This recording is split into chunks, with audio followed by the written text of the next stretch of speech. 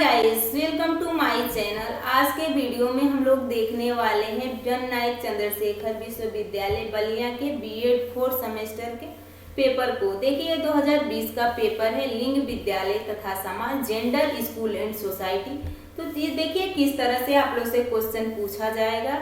इसको देखकर आप अंदाजा लगा सकते हैं कि किस तरह से क्वेश्चन पूछा गया है और अब किस तरह से आप लोगों से क्वेश्चन पूछा जाएगा।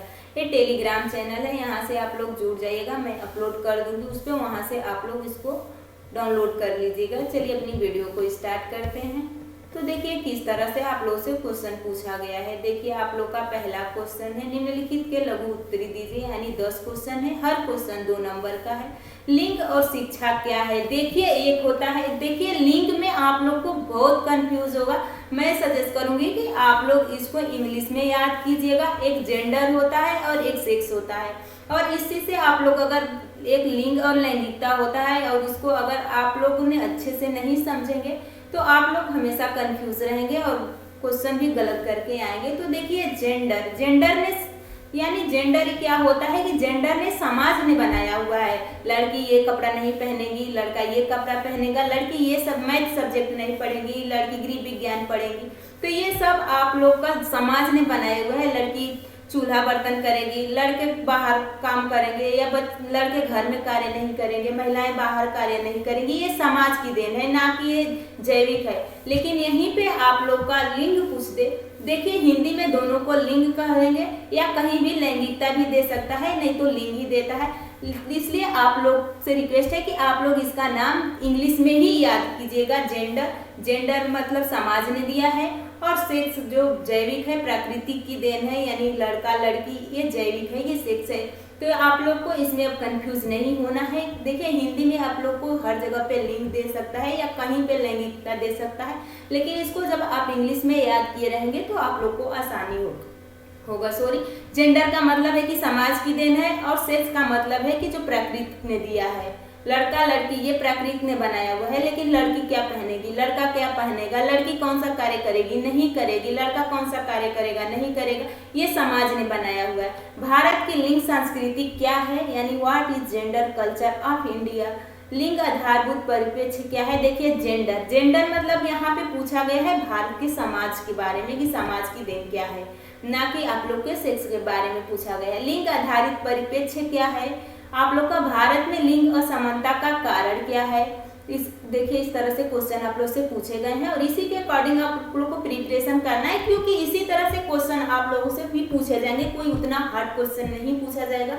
और देखिए बीएड में आप लोग को लिखना कैसे है, जब आप लोग का एग्जाम पास आएगा तो मैं बता दूंगी कि आप लोग को लिखना कैसा है। देखिए किसी भी क्वेश्चन को आप लोग को रटना नहीं है, रट कर आप लोग को बीएड की कॉपी नहीं लिखनी है, क्योंकि आप लोग के जो यहाँ पे कॉपी चेक होती है, आपका रटा हुआ नहीं चेक किया जाता है। आपका ये देखा जाता है कि आप कितने पढ़ने में सक्षम हैं, आप अपने उस कंसेप्ट को किस तरह से समझ कर लिखे हुए। तो आप लोग उस कंसेप्ट को समझिए और अपने अकॉर्डिंग उसको लिखिएगा, ना कि आप लोग पेपर में का रटा रटाया हुआ आप लोग सीरीज का रट लीजिए। और रटना तो आसान नहीं है, क्योंकि एक क्वेश्चन 2 से 3 पेज में लिखना होता है, तो रटना भी आसान नहीं है और कोई रट भी नहीं सकता है। तो किसी भी कंसेप्ट को आपको समझना है। भारत के ग्रामीण क्षेत्र लिंग पक्षपात को कैसे बढ़ावा देते हैं। सह शिक्षा में लिंग पक्षपात कैसे प्रभावित करता है। लिंग प्रभेद क्या है। बालिका शिक्षा पर भारतीय नीति को स्पष्ट कीजिए। मुक्त विद्यालय व्यवस्था बालिका शिक्षा को कैसे बढ़ावा देती है।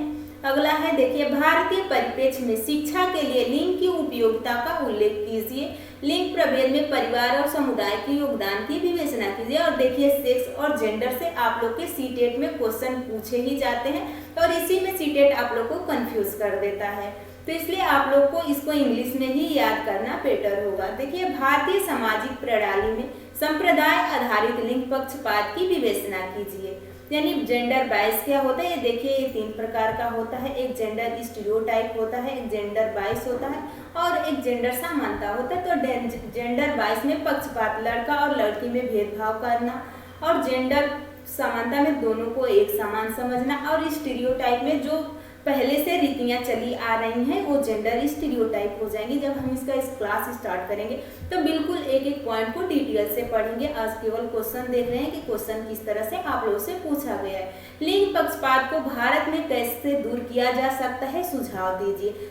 शिक्षा लिंग पक्षपात को दूर करने का सशक्त साधन है, एक लेख लिखिए। अगला क्वेश्चन है, देखिए, माध्यमिक स्तर पर लिंग विभेद आधारित एक पाठ्यक्रम तैयार कीजिए। माध्यमिक शिक्षा हेतु बालिका प्रोत्साहित की राष्ट्रीय योजना का उल्लेख कीजिए। तो देखिए, इस तरह से आप लोग से क्वेश्चन पूछे जाएंगे। बालिका शिक्षा के बढ़ावा हेतु विभिन्न आयोगों के सुझाव को लागू करने में आने वाली बाधाओं का वर्णन कीजिए। तो देखिए, ये सब आप लोग के कंसेप्ट पे डिपेंड है। अगर आपको कंसेप्ट अच्छे से मालूम है तो आप लोग को लिखने में कोई प्रॉब्लम नहीं होगा। अगर आप लोग को रटना नहीं है, क्योंकि आप लोग किसी भी पॉइंट को रट कर नहीं लिख सकते हैं, तो इसलिए आप लोग को कंसेप्ट समझना बहुत जरूरी। तो चलिए अपनी वीडियो यहीं पे समाप्त करते हैं। आप लोग वीडियो को पसंद आई हो तो लाइक और चैनल को सब्सक्राइब कीजिएगा।